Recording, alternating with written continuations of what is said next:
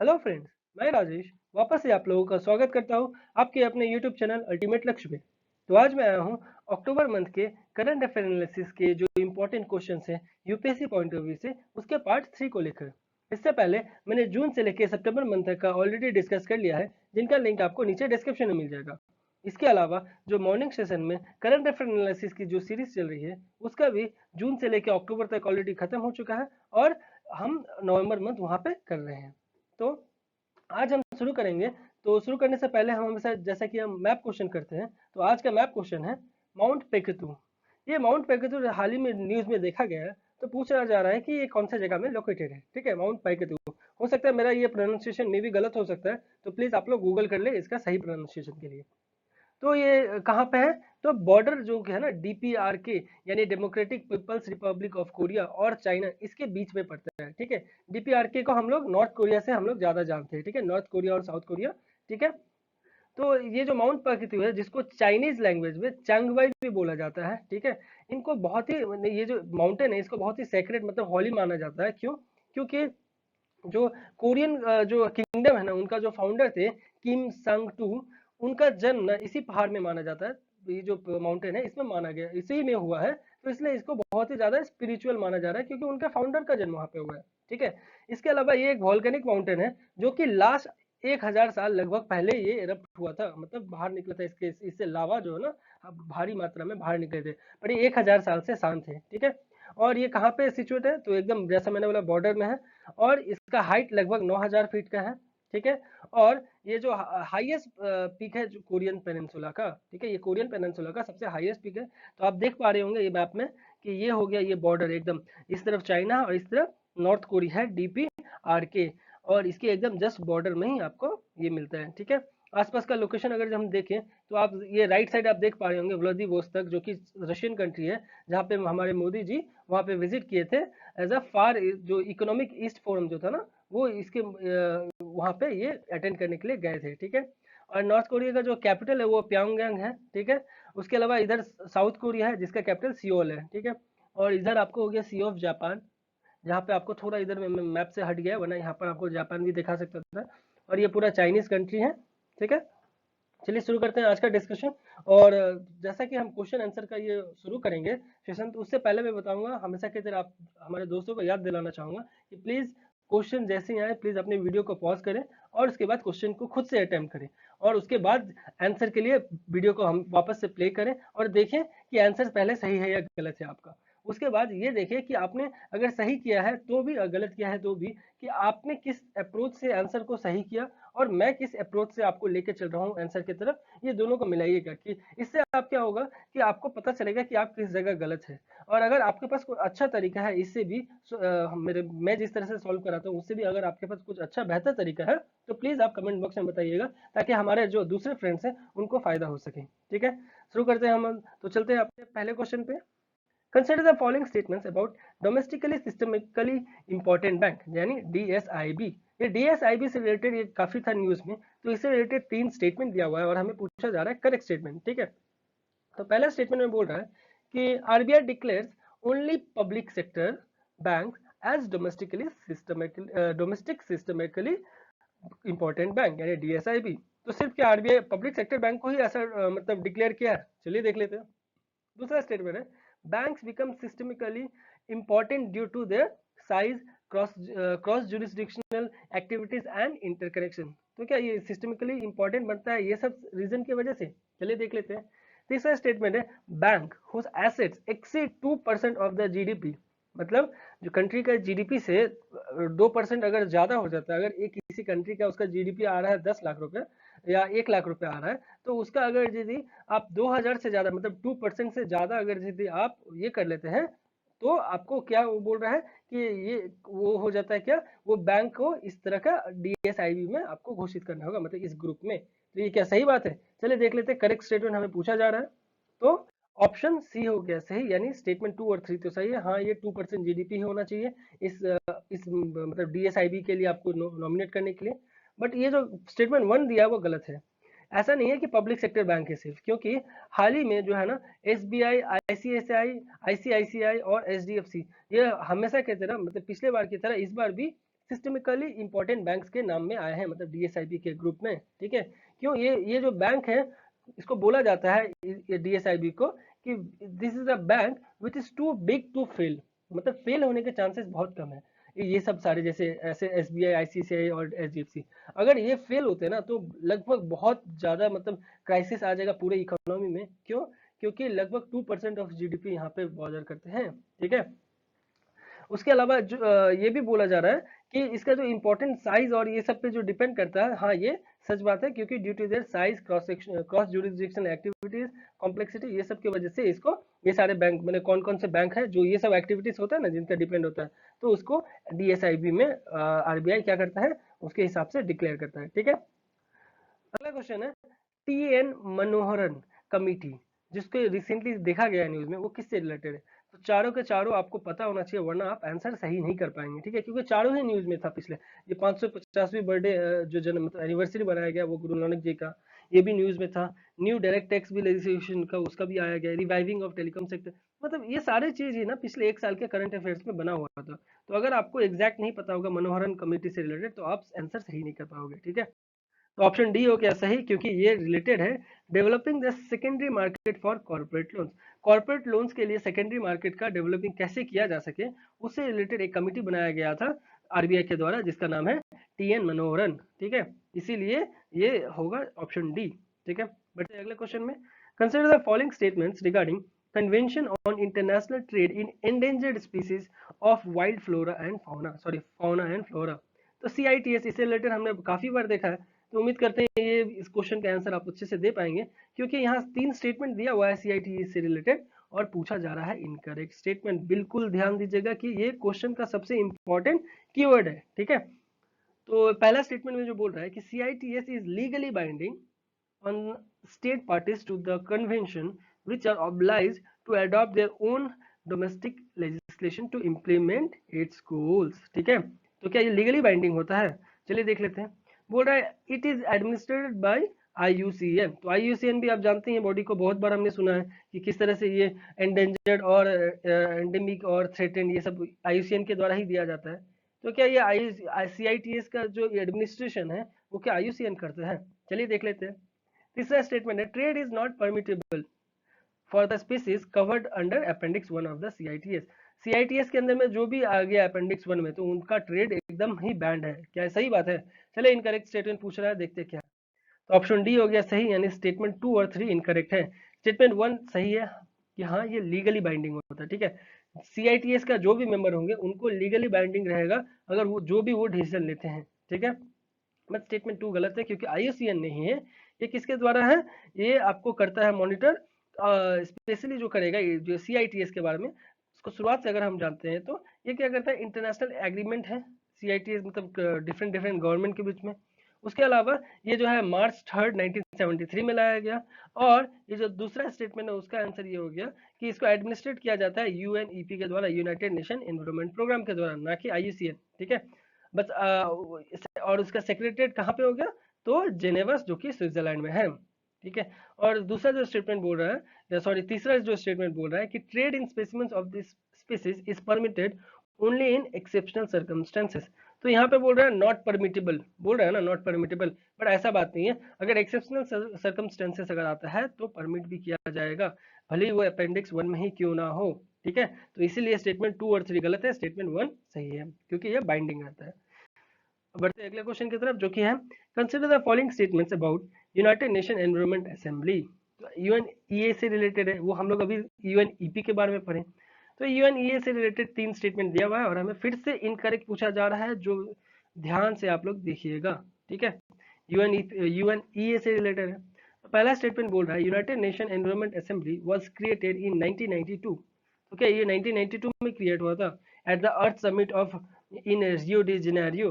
तो ये Rio de Janeiro कहाँ पे है? ब्राजील में। तो वहाँ पे जो 92 में समिट हुआ था, तो क्या ये वहाँ पे हुआ था? चलिए मैं हिंट दे दिया, ये 92 में यहाँ पर ही समिट हुआ था। तो क्या उसी में ये UNEA लेके आया गया था, बनाया गया था? चलिए देख लेते हैं क्या होगा आंसर। दूसरा स्टेटमेंट है UNEA is the world's highest level decision making body in the environment, on the environment, environment के ऊपर, कि ये वर्ल्ड का highest level decision making body है। चलिए देख लेते हैं। तीसरा, द असेंबली मीट्स एनुअली। क्या ये हर साल मिलता है ये असेंबली, या 2 साल या 3 साल में मिलता है? चलिए आपको पता होना चाहिए, तभी जाके आप आंसर का सही कर पाएंगे। ठीक है, तीनों स्टेटमेंट हो गया, तीनों स्टेटमेंट का कीवर्ड देख लिए। चलिए बढ़ते हैं, इनकरेक्ट स्टेटमेंट पूछा जा रहा है। तो ऑप्शन सी हो गया सही, यानी स्टेटमेंट 1 और 3 दोनों ही गलत है, क्योंकि ये एनुअली नहीं मिलते हैं, ये बाईएनियली मिलते हैं, मतलब साल में एटलीस्ट 2 बार मिलते हैं। ठीक है, उसके अलावा आपको ये, जबकि क्या हो रहा है कि 1992 में रियो डी जेनेरियो में हुआ था, बट ये नहीं बोला जा रहा है कि ये हुआ था कब, 2012 में, मतलब ठीक उसके 20 साल बाद, यानी रियो +20 करके भी ये इसे बोला जाता है कि रियो +20 में इसका गठन किया गया था। ठीक है, बढ़ते हैं अगले क्वेश्चन की तरफ। Consider the following statements regarding bioplastics. Bioplastics भी हमने बहुत बार डिस्कस किया है अपने प्रीवियस क्लासेस में, तो अभी देखते हैं, ये 3 स्टेटमेंट इसी से जुड़ा हुआ है और हमें करेक्ट पूछा जा रहा है। ठीक है, तो पहला स्टेटमेंट है, bioplastics can be made from agriculture by products and also from used plastic bottles and other containers using microorganisms। तो क्या एग्रीकल्चर बाई प्रोडक्ट्स से बनाया जा सकता है? उसके अलावा ये यूज प्लास्टिक बोतल से इससे भी बनाया जाता है क्या? चलिए देख लेते हैं।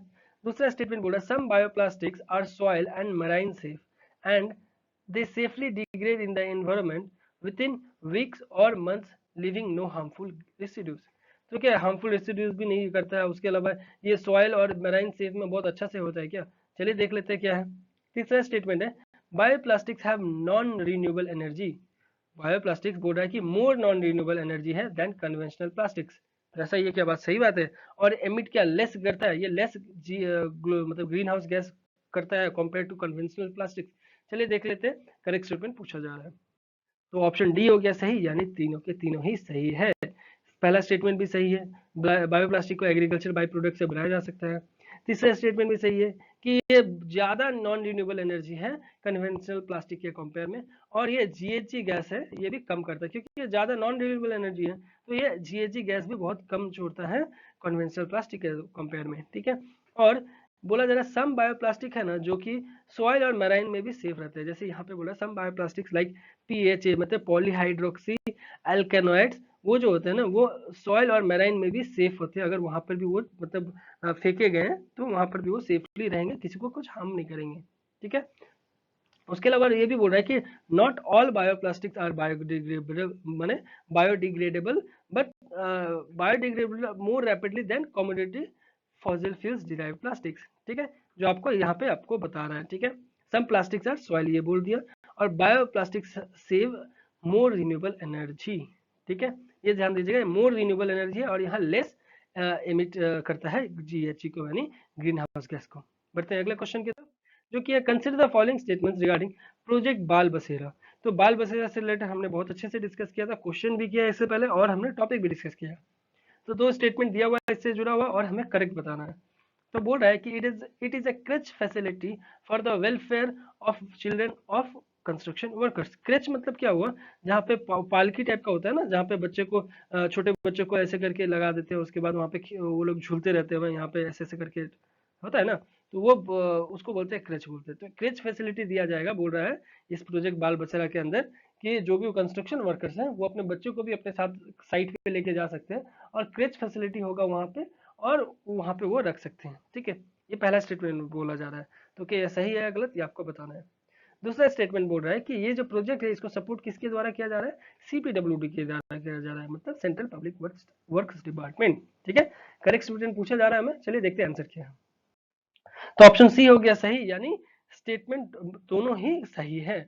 ये आपको एक्चुअली में क्या हुआ है कि जो एकोमोडेट और ये सब होगा ना, लगभग 35 चिल्ड्रन का, जो कि सीपीडब्ल्यू ओडब्ल्यूए के द्वारा किया जा रहा है। ओडब्ल्यूए मतलब क्या, ऑफिसर्स वाइव्स एसोसिएशन, जो कि पब्लिक वर्क्स डिपार्टमेंट के हैं, उनके द्वारा ये एक सोशियो कल्चरल ऑर्गेनाइजेशन, जो कि एक्टिवली इन्वॉल्व है किसमें, सोशल वेलफेयर एक्टिविटीज में, और जो कि वीकर सेक्शन पे ध्यान देते हुए कर रहे हैं पिछले लास्ट 48 साल से। तो इसीलिए ये कहाँ पे हुआ, एम्स जो आपको है ना, क्या बोलते हैं, ऋषिकेश में, वहां पे इस तरह का चीज लेके आया गया है। ठीक है, और इसी से क्या हो रहा है कि इस तरह का चीज करते हुए क्या हो रहा है कि वो जितना जो भी कंस्ट्रक्शन वर्कर है ना, वो अपने बच्चे को भी अपने साथ लेके आ सकेंगे, और जो भी है वो अपना काम में भी ध्यान सकेंगे। और यहाँ पे आपको बहुत सारे प्रावधान भी रहेंगे कि इसके साथ बच्चे का देखभाल करने के लिए से लेके सब कुछ बहुत ही एक प्रॉपर मैनर में किया जा रहा है। और ये जो कि जिसके द्वारा रिस्पॉन्सिबिलिटी लिया गया है, वो एक 48 साल से ज़्यादा का एक ऑर्गेनाइजेशन है, जो है सोशियो कल्चरल बेस पे है। और वो कौन चला रहे हैं? तो ऑफिसर्स वाइफ एसोसिएशन, जो कि सीपीडब्ल्यूडी के हैं। तो इसलिए काफ़ी ज़्यादा फेमस हुए थे। तो इसीलिए उम्मीद किया जा रहा है कि इस तरह का चीज़ बहुत सारे डिफरेंट डिफरेंट एरिया में, जहाँ पे कंस्ट्रक्शन वर्कर्स बहुत ज़्यादा मायने में, तो वहाँ पे इस तरह का चीज़ लाया जाएगा। ठीक है, बढ़ते हैं अगले क्वेश्चन की तरफ। Which of the following is correct regarding Jaldoot? ये भी हमने अच्छे से डिस्कस किया था, वो भी डायग्राम के साथ। तो ये रिसेंटली न्यूज़ में देखा गया है, तो पूछा जा रहा है कि ये चारों में से कौन सा है। ठीक है, तो चारों ही मिलते जुलते हैं, और पिछले एक साल के करंट अफेयर्स में ये चारों ही स्टेटमेंट बने हुए थे। तो चलिए देखते हैं आंसर क्या है। तो ऑप्शन सी हो गया सही, यानी एक ये ट्रैवलिंग एग्जीबिशन है जो कि स्प्रेड करेगा मैसेज क्या चीज़ का? तो वाटर कंजर्वेशन कैसे किया जा सके। तो ये union minister of information broadcasting है ना, उनके द्वारा ये फ्लैग ऑफ किया था, मतलब इस व्हीकल का, जहाँ पे इस तरह का वाटर कंजर्वेशन से रिलेटेड एक मैसेज पहुंचाया जाएगा, जो भी अवेयरनेस के रूप में। ठीक है, और ये जो लाया गया एग्जीबिशन किसके द्वारा अरेंज किया गया है?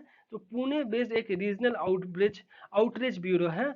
और ये जो प्रकाश जावड़ेकर जो कि आईएनबी के मिनिस्टर हैं वहाँ से, जो कि लगभग ये माना गया है कि ये टूर किस पे कितना, टोटल 8 डिस्ट्रिक्ट जो कि महाराष्ट्र में है, वो मतलब 2 महीने के अंदर में ये इस तरह का टूर किया है। ठीक है, ये जलदूत। तो और महाराष्ट्र में क्यों किया? क्योंकि ड्रॉट्स का बहुत ही बुरा हाल है महाराष्ट्र के बहुत सारे ऐसे डिस्ट्रिक्ट्स में, तो इसलिए इस तरह का काम वहाँ पे कराया जा रहा है। और ये पुणे जैसा ये जगह में है। आपको पता है कि ये महाराष्ट्र के इतना मतलब मैक्सिमम जगह में आप भी सुनते होंगे न्यूज़ में कि बहुत सारे किसान भाई हमारे सुसाइड कर लेते हैं। तो इसीलिए इस तरह का क्यों, जस्ट उनका जो फसल है वो बर्बाद हो जाता है, तो कभी वो ठीक से अपना जो लोन जो है लिए हैं वो भी चुकाने का हालत में नहीं रहते हैं। तो वो सब उसका सबसे बड़ा जो रीजन सर्वे के द्वारा पता गया है कि वो पता चला है कि ये वाटर का ठीक से फैसिलिटी नहीं मिल पाने की वजह से उनका फसल खराब हो जाते हैं। वरना तो इतने सक्षम वो रहते हैं कि अपना मेहनत मजदूरी से वो चाहे तो कुछ भी कर सकेंगे। ठीक है, वो पर वो मजबूर हो जाते हैं। ये सब बस उनको अगर गवर्नमेंट और हम सब मिलकर अगर सपोर्ट अच्छे से करें, तो अभी कोई मतलब जितना ज़्यादा हो सका हम लोग रिड्यूस कर पाएंगे किसान के जो भी हम भी सुसाइड हो रहे हैं। ठीक है, अगला क्वेश्चन है, consider the following statements regarding National Centre for Clean coal research and Development. Clean coal research and, इससे रिलेटेड आपको दो स्टेटमेंट दिया हुआ है और हमें करेक्ट पूछा जा रहा है। तो बोल रहा है कि NCCRD is a national consortium on clean coal research and development with IIC leading it। तो IIC का लीडिंग मतलब उनके हेडिंग में क्या ये डेवलपमेंट किया गया है? चलिए देख लेते हैं। अगला स्टेटमेंट है, it would address several critical R&D challenges towards the development of clean coal technologies in tandem with developing supercritical power plant technologies। तो ये देखिए ये क्या कर रहा है, एक तरह से एक्सप्लेन कर रहा है इस प्रोग्राम को। कहीं भी आपको ऐसा नहीं लगेगा कि आपको कुछ कीवर्ड मिले जो कि शायद ये नहीं होगा। तो ऐसे स्टेटमेंट क्या होते हैं, सही होते हैं। बस आपको स्टेटमेंट वन को थोड़ा अच्छे से मान के चलिए कि IIC है कि या कोई IIT है या कोई और है, जैसे ISM धनबाद भी तो हो सकता है, वो कोल से रिलेटेड है। तो बहुत सारे ऑप्शंस हो सकते हैं। चलिए देखते हैं आंसर में क्या है। तो ऑप्शन सी हो गया सही, यानी दोनों के दोनों ही सही है। ठीक है, ये IIC के साथ ही लीड कर रहे हैं, और जो IIC बेंगलुरु है वो है इसके में शामिल, जो कि सितंबर 16 2019 से ही इस चीज में लग चुके हैं। और मिनिस्ट्री ऑफ SNT यानी साइंस एंड टेक्नोलॉजी के द्वारा ही इनॉग्रेशन किया गया था। ठीक है, बढ़ते हैं अगले क्वेश्चन की तरफ। Consider the following statements regarding वावे समिट। वावे समिट भी हमने बहुत अच्छे से डिस्कस किया था, तो उससे रिलेटेड दो स्टेटमेंट अभी दिया है, और यहाँ इनकरेक्ट पूछा जा रहा है, ध्यान दीजिएगा, इनकरेक्ट स्टेटमेंट पूछा जा रहा है। तो पहला स्टेटमेंट है, it will be jointly organised by all India, मतलब AICT and II waste management, मतलब Indian institute of waste management, इन दोनों के द्वारा जॉइंटली किया गया है क्या? चलिए देख लेते हैं। दूसरा statement, the main M is empowering women. क्या इसका मेन एम है एम्पावरिंग वुमेन को करना, और ताकि इनकम कैसे जनरेट कर सके और एंटरप्रेन्योरशिप किस तरह से वेस्ट मैनेजमेंट में कर सके। चलिए देख लेते हैं, इनकरेक्ट स्टेटमेंट हमें पूछा जा रहा है। तो ऑप्शन डी हो गया सही, यानी दोनों के दोनों ही गलत नहीं है।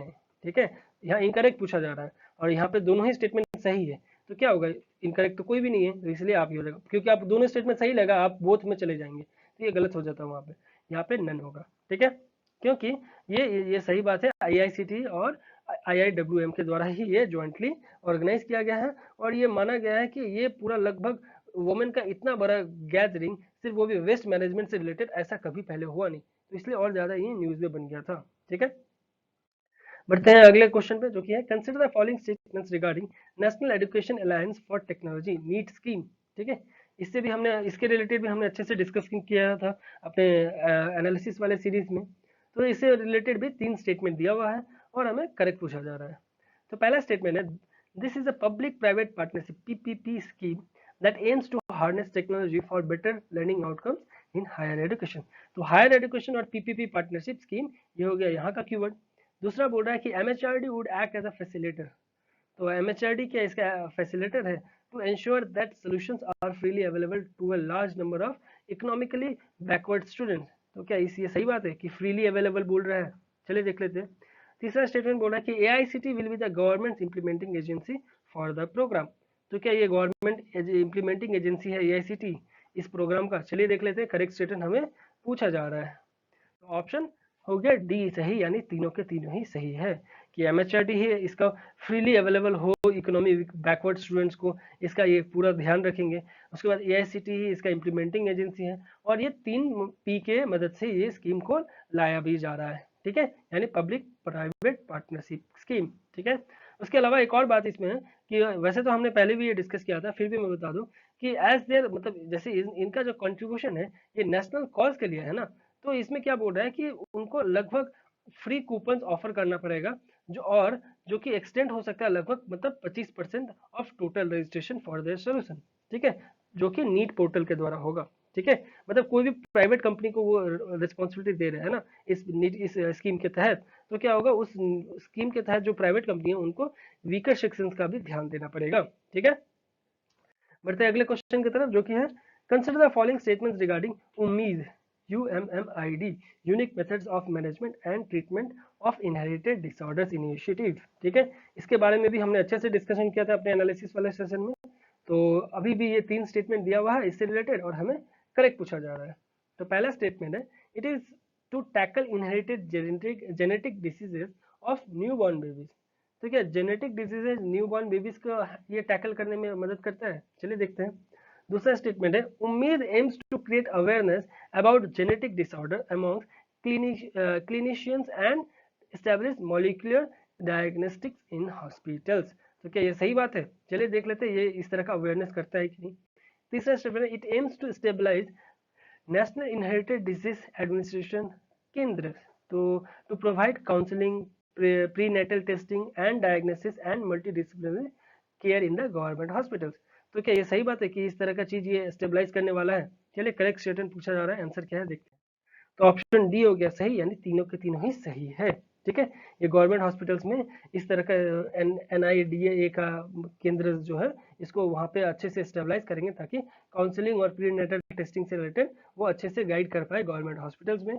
और ये उम्मीद एक तरह से क्या है, मतलब जो जेनेटिक डिसऑर्डर्स है ना, वो इस तरह का वो क्लिनिकल टाइप में जाके वहाँ पे कैसे करके जो भी क्लिनिक में या छोटे मोटे हॉस्पिटल्स में है ना, उन लोग को ये बताएंगे, इसके बारे में जागरूक करेंगे। ऑलरेडी हमने बहुत बार डिस्कस किया है, तो मैं अभी उतना ज़्यादा डिस्कस नहीं करूंगा इसको डीपली। बस उम्मीद करता हूँ कि आप लोग पहले के ही लेक्चर इतने अच्छे से सुने कि अभी जस्ट 10 सेकंड के अंदर आप इस क्वेश्चन का सोल्यूशन भी किए होंगे। ठीक है, अगला क्वेश्चन है, consider the following statement regarding all India survey of higher education AISHE report for 2018-19। ठीक है, चलिए 3 स्टेटमेंट दिया हुआ है और हमें पूछा जा रहा है इनकरेक्ट स्टेटमेंट क्या है ये बताना है।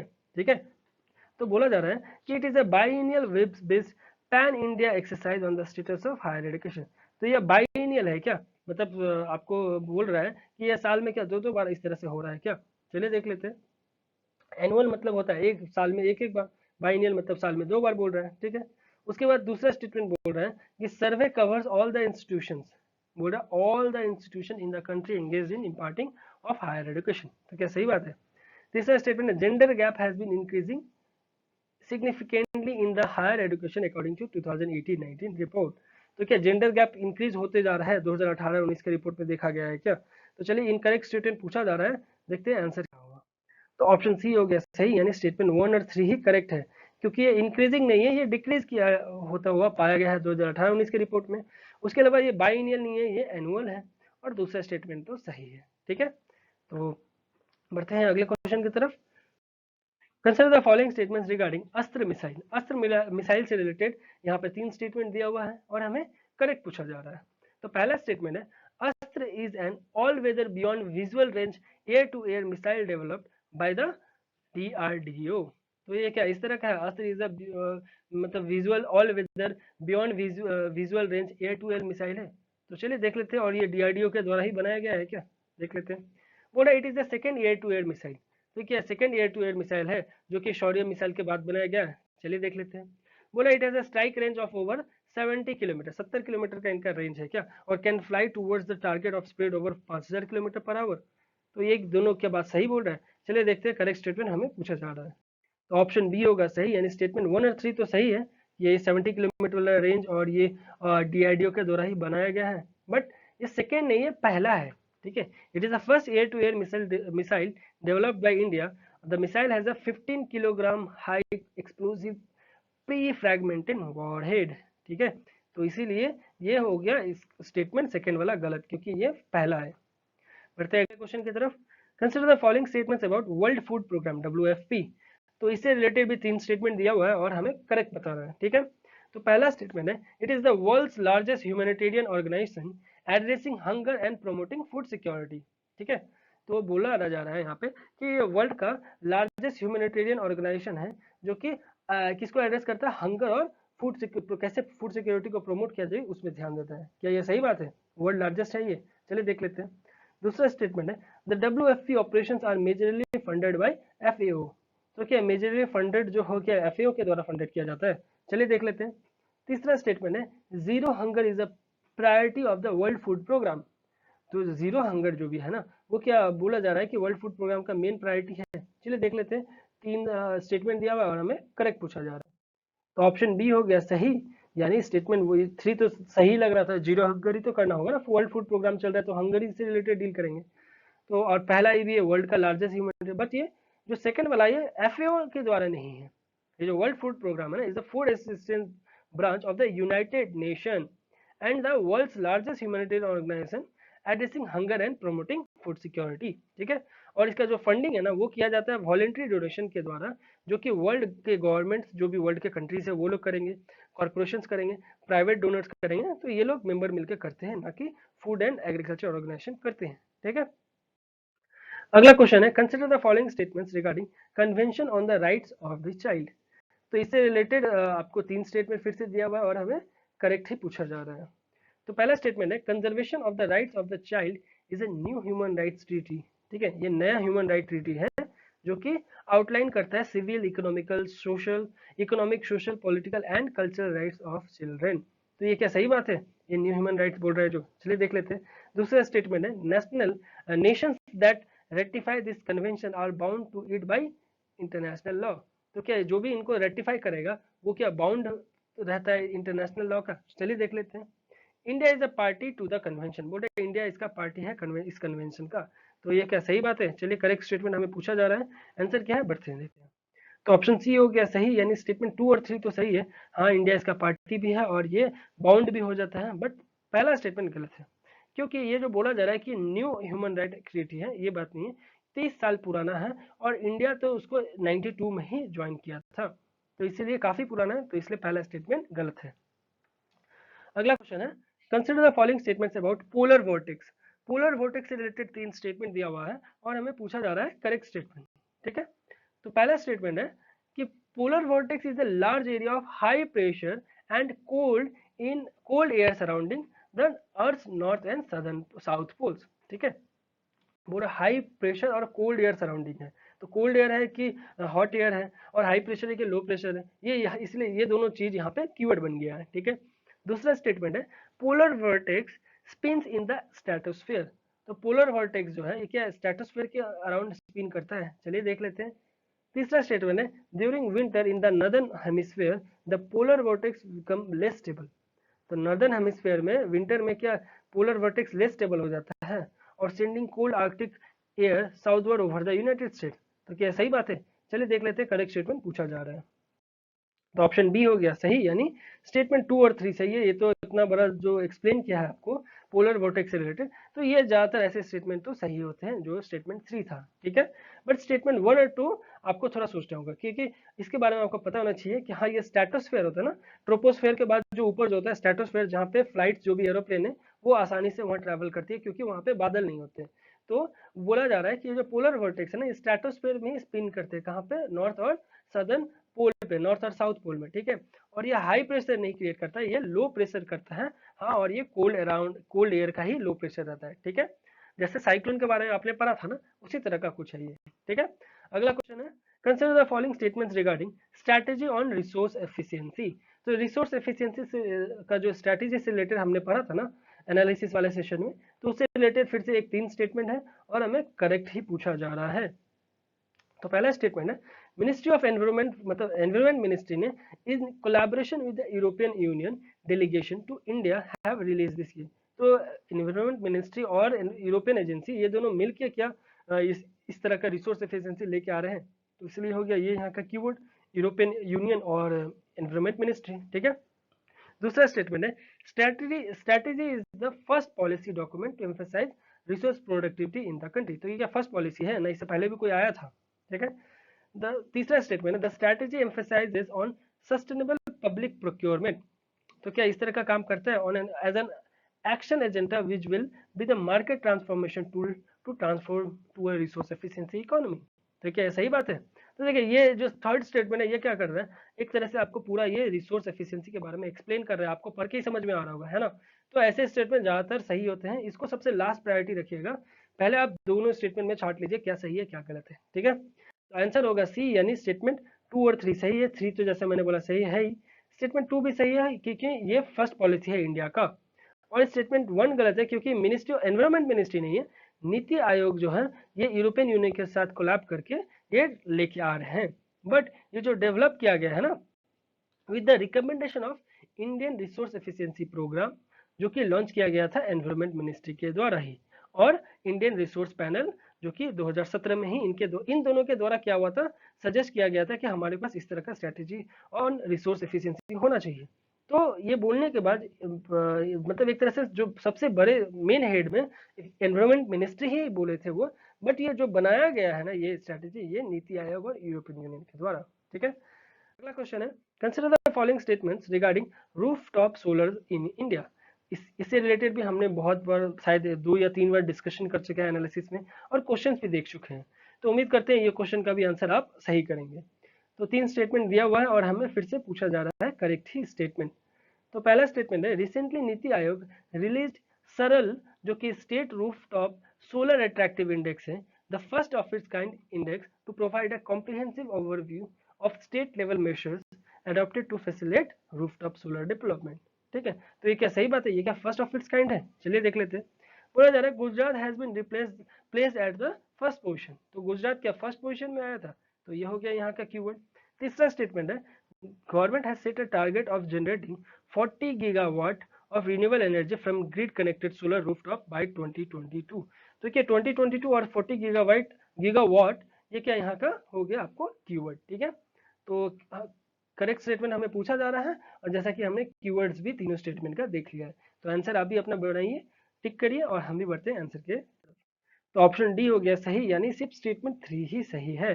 40 गीगावाट और 2022, दैट मींस हमारा 75th इंडिपेंडेंस डे वाला ईयर, ये दोनों ही हमारा कीवर्ड जो है वो सही था, बट बाकी का दोनों गलत है। क्यों? क्योंकि ये जो बोल रहा है कि ये सरल है ना, ये नीति आयोग के द्वारा नहीं है, ये सरल ministry of new and renewable energy के द्वारा लाया गया है। किसके साथ? शक्ति सस्टेनेबल एनर्जी फाउंडेशन और एसोचैम और अंस एंड योंग के साथ मिला के, मतलब ये सारे बॉडी इसमें इन्वॉल्व है, ना कि नीति आयोग, ठीक है। उसके अलावा ये गुजरात टॉप में नहीं आया है, ये कौन आया है? कर्नाटका। गुजरात आया है 3rd रैंक पे, ठीक है। उसको कर्नाटका के बाद तेलंगाना का नाम है, ठीक है। तो बढ़ते हैं अगले क्वेश्चन की तरफ। प्रोजेक्ट श्योर, इससे रिलेटेड भी हमने अच्छे से डिस्कस किया था। तो ये बोल रहा है कि ये हाल ही में न्यूज़ था वो किससे रिलेटेड है, तो 4 ऑप्शन दे दिया है। तो इसका आंसर होगा ऑप्शन डी, यानी कोई भी नहीं है। आप तीनों में ही सोचते रह जाएंगे और बाद में एक टिक कर देंगे तो ये गलत हो गया। आपको एग्जैक्ट, इसलिए ऐसे जो डायरेक्ट क्वेश्चन है इसका आपको एग्जैक्ट आंसर ही पता होना चाहिए, क्योंकि ये टेक्सटाइल मिनिस्ट्री है, प्रोजेक्ट श्योर मतलब सस्टेनेबल, आप जो भी आप फैशन से रिलेटेड ना, सस्टेनेबल फैशन से रिलेटेड ये किया जा रहा है, ठीक है, यानी सस्टेनेबल रिजोल्यूशन का इसका फुल फॉर्म हो गया, ठीक है, इसीलिए, और ये टेक्सटाइल मिनिस्ट्री के द्वारा ही लॉन्च किया गया है, ठीक है। बढ़ते हैं अगले क्वेश्चन की तरफ, जो कि है विच of the following statement is correct regarding Jan Aushadhi सुगम, ठीक है। तो इससे रिलेटेड भी 4 स्टेटमेंट दिया हुआ है और हमें बताना है सही क्या है, ठीक है। तो ये भी फिर से डायरेक्ट क्वेश्चन है, तो आपको एग्जैक्टली जन औषधि सुगम से रिलेटेड पता होना चाहिए, और हमने पहले इसके बारे में क्वेश्चन भी किया है, इससे रिलेटेड शायद 1-2 क्वेश्चन किया है, और इसके बारे में एनालिसिस वाले सेशन में तो अच्छे से मैं भी बहुत ही अच्छा टाइम देके मैंने इसको समझाया भी था। तो उम्मीद करते हैं इस क्वेश्चन को आप, भले ये डायरेक्ट क्वेश्चन है बट आप इसे अच्छे से अटेम्प्ट कर पाओगे। तो इसका आंसर होगा सी, यानी ये एक मोबाइल एप्लीकेशन है जो कि जन औषधि जो भी जेनरिक मेडिसिन है ना, उनका स्टोर के बारे में आपको इन्फॉर्मेशन देगा, और जेनरिक मेडिसिन के बारे में भी इन्फॉर्मेशन देगा, ताकि आप मतलब एक आपके हाथ में ही हो सारा चीज इन्फॉर्मेशन, ना कि आपको कोई मेडिसिन शॉप या केमिस्ट है ना आपको बेफालतू का कोई और दवा बोल दे। अगर आपको कोई और दवा बोले तो आप उस दवा को उस एप्लीकेशन में डाल के आप उसका जेनरिक मेडिसिन क्या है आप उसे पहचान लेंगे।